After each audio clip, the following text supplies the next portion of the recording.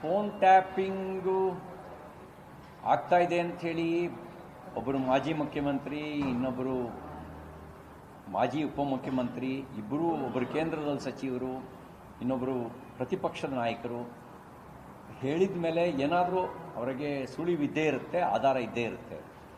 ಮತ್ತು ಇನ್ನೊಂದು ಮಾತನ್ನು ನಾನು ಗಮನಿಸಿದೆ. ಮಾನ್ಯ ಕುಮಾರಸ್ವಾಮಿಯವರು ಹಿಂದೆಯೂ ಆಗ್ತಿತ್ತು, ಈಗಲೂ ಆಗ್ತಾ ಇದೆ, ಸತ್ಯ ಅಂತಕ್ಕಂಥ ಮಾತನ್ನು ಅವರು ಹೇಳಿದ್ದಾರೆ.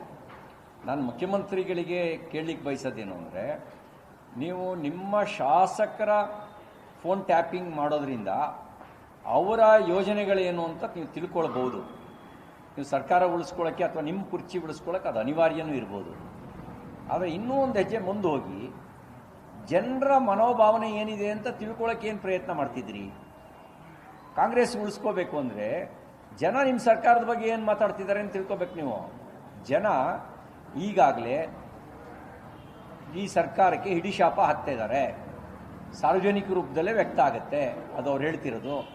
ಬೆಲೆ ಏರಿಕೆ ನೀತಿಯಿಂದ ಬೇಸತ್ತಿದ್ದಾರೆ, ಭ್ರಷ್ಟಾಚಾರದಿಂದ ರೋಸಿ ಹೋಗಿದ್ದಾರೆ, ಅಭಿವೃದ್ಧಿ ಕೆಲಸ ಆಗದೇ ಇರೋದ್ರಿಂದಾಗಿ ಅವರು ಈ ಸರ್ಕಾರವನ್ನು ಯಾಕಪ್ಪ ತಂದ್ವಿ ಅಂತೇಳಿ ಹೇಳ್ತಾ ಇದ್ದಾರೆ. ಇದನ್ನು ತಿಳ್ಕೊಳ್ಳೋಕ್ಕೆ ನಿಮ್ಗೆ ಫೋನ್ ಟ್ಯಾಪಿಂಗ್ ಅವಶ್ಯಕತೆ ಇಲ್ಲ. ಸ್ವಲ್ಪ ಕಿವಿ ಅಗಲ ಇಟ್ಕೊಂಡು ಕೇಳಿದ್ರೆ ಸಾಕು.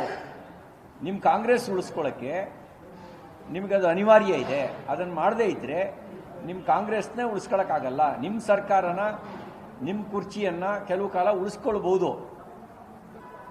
ಕೆಲವರಿಗೆ ಅಧಿಕಾರದ ಆಸೆ ತೋರಿಸಿ, ಕೆಲವರಿಗೆ ಹಣದ ಆಸೆ ತೋರಿಸಿ, ಕೆಲವ್ರನ್ನ ಬ್ಲಾಕ್ ಮೇಲ್ ಮಾಡಿ ನಿಮ್ಮ ಕುರ್ಚಿಯನ್ನು ಉಳಿಸ್ಕೋಬೋದು. ಕಾಂಗ್ರೆಸ್ನಂಗೆ ಉಳಿಸ್ಕೊಳ್ತೀರಿ. ಇನ್ನು 2 ವರ್ಷ ಆದಮೇಲೆ ಮತ್ತೆ ಚುನಾವಣೆ ಬರುತ್ತಲ್ಲ, ಆ ಸಂದರ್ಭದಲ್ಲಿ ಕಾಂಗ್ರೆಸ್ಸಿಗೆ ಜನ ವೋಟ್ ಹಾಕುವ ಸ್ಥಿತಿಯಲ್ಲಿ ಇಲ್ಲ.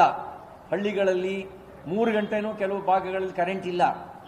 ಈಗಾಗಲೇ ಫೆಬ್ರವರಿ ತಿಂಗಳಲ್ಲಿ ಇದ್ದೀವಿ, ಈಗಲೇ ಕುಡಿಯೋ ನೀರಿನ ಸಮಸ್ಯೆ ಇದೆ. ಇನ್ನೂ 4 ತಿಂಗಳು ಜನ ಮಳೆಗಾಲದವರೆಗೂ ಕೂಡ ಜೀವ ಹಿಡ್ಕೊಂಡು ಬದುಕಬೇಕಲ್ಲ. ಕುಡಿಯೋ ನೀರಿಗೆ ಏನು ಮಾಡ್ತೀರಿ? ನಿಮ್ಮ ಆದ್ಯತೆ ಏನು?